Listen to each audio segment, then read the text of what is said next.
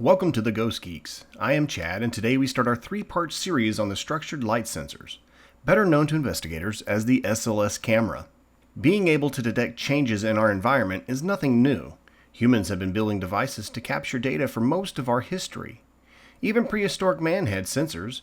They built traps to detect animals, catch them as food, pottery to collect rain, and even used cave paintings to record the objects in the sky to follow the seasons, which allowed them to begin farming.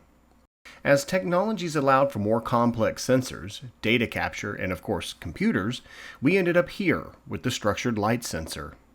So what is a structured light sensor anyway? We've all seen them in our favorite shows, capturing the human-shaped objects of some spirit that we can't see with our own eyes.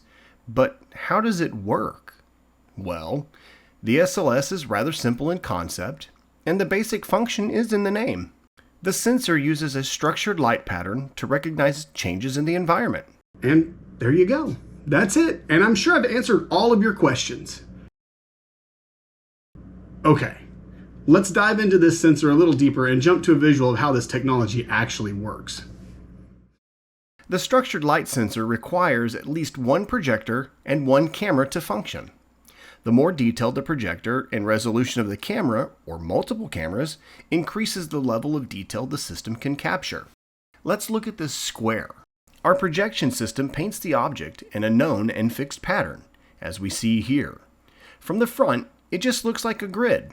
However, the projection and the camera are never in alignment, and this causes a distortion of the projection.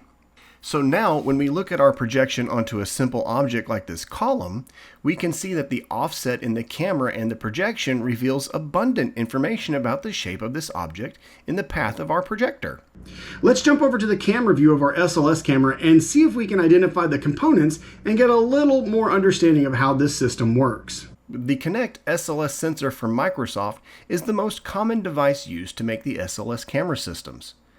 These systems use an infrared light pattern projected from the sensor. You can see that pattern projected here. The sensor uses these patterns of dots to detect tiny changes in the profile of the field of view. The software of the camera uses this distorted image, like a fingerprint, to triangulate the difference in the base pattern to collect the depth and shapes of objects, either in the field of view or objects that are moving in the field of view.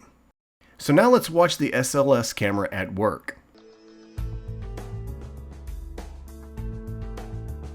As you can see, the Kinect software does a really good job recognizing me and following my body movements. But this doesn't really answer the question of how this technology could be applied to detect a ghost.